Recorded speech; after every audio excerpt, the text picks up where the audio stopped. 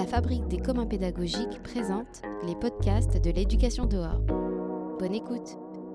Bonjour à toutes et à tous, bienvenue sur le podcast des rencontres de la classe dehors. Nous sommes au sein du parc du 26e centenaire à Marseille. Je suis Héloïse, bénévole pour la Fabrique des communs pédagogiques et podcasteuse. Et je suis avec Antonin de la Ligue de l'enseignement du 35. Bonjour Antonin. Bonjour. Est-ce que tu peux te présenter ?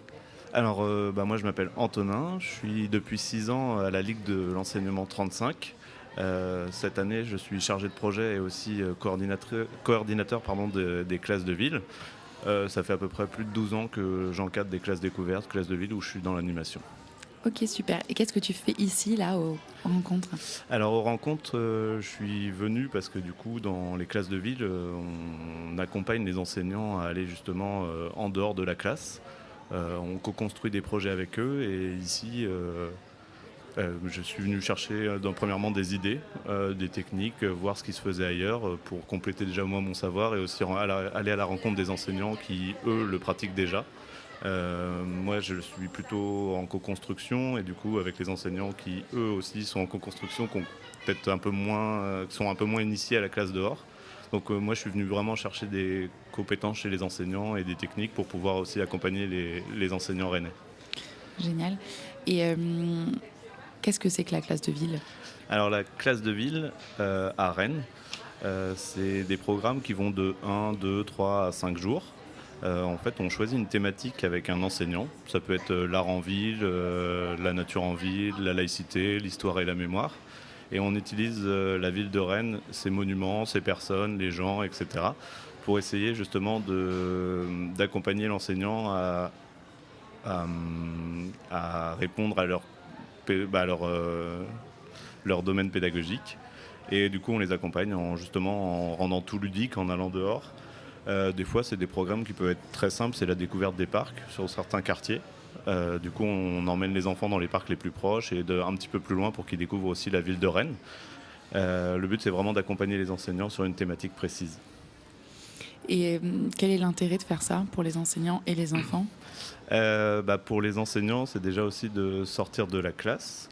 Là, dans un atelier où je suis allé hier, l'animateur expliquait que souvent, les élèves qui peuvent être un petit peu plus turbulents en classe sont souvent les plus actifs dans la classe dehors, parce que du coup, ils sont pas assis sur une chaise, ils sont moteurs. Nous, on essaie que l'enfant soit acteur au plus possible de la visite en montant des jeux de pistes, en faisant des ateliers ludiques, etc.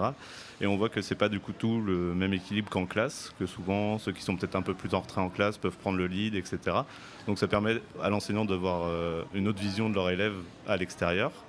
Et c'est aussi socialement, souvent quand on est dans les quartiers REP ou REP+, de se dire que les élèves connaissent très peu la ville, connaissent très très bien leur quartier, et du coup c'est d'essayer de les emmener un petit peu aussi pour découverte toute la culture qu'il y a dans le centre-ville ou même dans les parcs, etc. Et du coup, est-ce que c'est une action qui est en lien avec la mairie, je dirais ? Alors du coup, nous on a une partie des classes de ville qui sont subventionnées par la ville de Rennes. Donc ça représente à peu près 12 classes, donc ça fait à peu près une 50aine de jours dans l'année. Et après, on a aussi pas mal de classes de ce qu'on appelle des classes de ville dites extérieures. C'est soit de la première couronne, mais ça peut aussi venir des départements ou des régions aux alentours. Et est-ce que c'est quelque chose qui est assez répandu en France ou vous êtes unique en votre genre ? Alors du coup, quand je parle des classes de ville aux autres gens, je suis obligé un petit peu d'expliquer parce qu'on connaît souvent les classes de ski, les classes vertes à la campagne, les classes de mer. À ma connaissance, alors du coup, on discutait entre plusieurs ligues. Plusieurs ligues vont commencer à le faire, mais du coup, on n'est peut-être pas les précurseurs, mais c'est pas quelque chose qui est habituel de faire visiter une ville en classe. Génial. Et on a reçu une élue à la ville de Rennes hier qui était très active sur la ville à hauteur d'enfants. J'ai l'impression que la ville de Rennes est quand même assez active sur ce sujet, non ? Oui, exactement. Tout à l'heure, j'étais à l'atelier justement qu'ils ont représenté avec les aires de jeu à hauteur d'enfants. Et du coup, c'est très très complémentaire avec ce qu'on fait nous, parce que du coup, toutes ces infrastructures, on essaye, nous, de les faire découvrir aux classes et aux enseignants pour que ces structures vivent, même s'il n'y a pas besoin de la Ligue de l'enseignement pour que ces structures vivent, mais du coup, de les faire connaître aux classes, c'est très intéressant. Et la ville de Rennes met beaucoup en place pour les enfants, met beaucoup de choses en place. Super. Et là, aux rencontres, est-ce qu'il y a quelque chose d'un peu waouh, quelque chose avec lequel vous repartez de spécifique ? Alors, je repars avec plein de choses. C'est surtout des questionnements pour la suite de tout ce qui a été mis en place. J'ai été sur l'atelier sortie en maternelle et c'est vrai que nous, on commence à faire de plus en plus de classes en maternelle, mais on se demandait, on se questionnait sur qu'est-ce qu'on fait faire à des maternelles. Et après plein de discussions avec des enseignantes, elles disaient eux, c'est juste déjà de marcher, découvrir, etc. C'est déjà vraiment grandiose pour eux. Alors du coup, moi je m'attendais à vraiment vouloir faire des choses hyper techniques, pédagogiquement, etc. Mais en fait, c'est de se dire...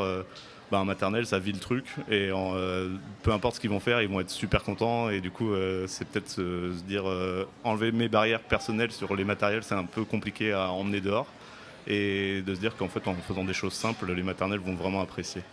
Ça, c'est marrant parce que du coup, ton travail, c'est d'emmener les enfants dehors, mais toi-même, tu avais des freins. Donc... Alors, j'étais beaucoup plus à l'aise à partir du CP jusqu'au... on a des bacs pro. Et c'est vrai que ma barrière, c'était un petit peu les maternelles, mais cette année, j'ai commencé à en faire des classes de ville avec les maternelles. Et je me dis que c'est vraiment aussi chouette parce qu'ils sont vraiment, ils apprécient tout. Et du coup, c'est juste de l'encadrement, mais ça se passe très bien à chaque fois. Bien. Et est-ce que tu as des exemples concrets sur l'impact d'une classe de ville sur des enfants ? Est-ce que tu as des anecdotes à nous raconter, des choses qui nous inspireraient ? On a par exemple sur la classe de ville laïcité, où on va visiter certains lieux de culte avec des grands. Et du coup, on se sert vraiment des bâtiments. On a la chance à Rennes d'avoir une mosquée, une synagogue, une église, etc. Et c'est de se dire qu'en fait, on pense que tout le monde a déjà vu une église ou est déjà rentré dans une église ou alors dans une mosquée. Et en fait, pas du tout. Et du coup, c'est vraiment des bâtiments hyper grands et qu'il y en a beaucoup quand même à Rennes. Et en fait, de se dire, il y a plein de gens qui sont jamais rentrés, des parents aussi qui accompagnent les classes et qui découvrent en même temps que les enfants et qui ont souvent peut-être même des fois plus de questions que les enfants, mais du coup, c'est un mélange de questionnements et c'est toujours assez surprenant de se dire qu'en fait, dans une ville où nous, adultes, peut-être on se balade facilement et que des enfants découvrent des choses chaque jour. L'hôtel de ville, il y a les 3/4 des enfants de certains quartiers qui ne l'ont jamais vu et qui se demandent ce que c'est ce bâtiment. Et quand on leur dit qu'on peut rentrer dedans, aller le voir, ils sont aussi très étonnés. C'est incroyable. Il faudrait limite des classes de ville pour les adultes et les parents aussi. Exactement. Ouais. Souvent, les classes de ville de Rennes, c'est souvent 4 jours.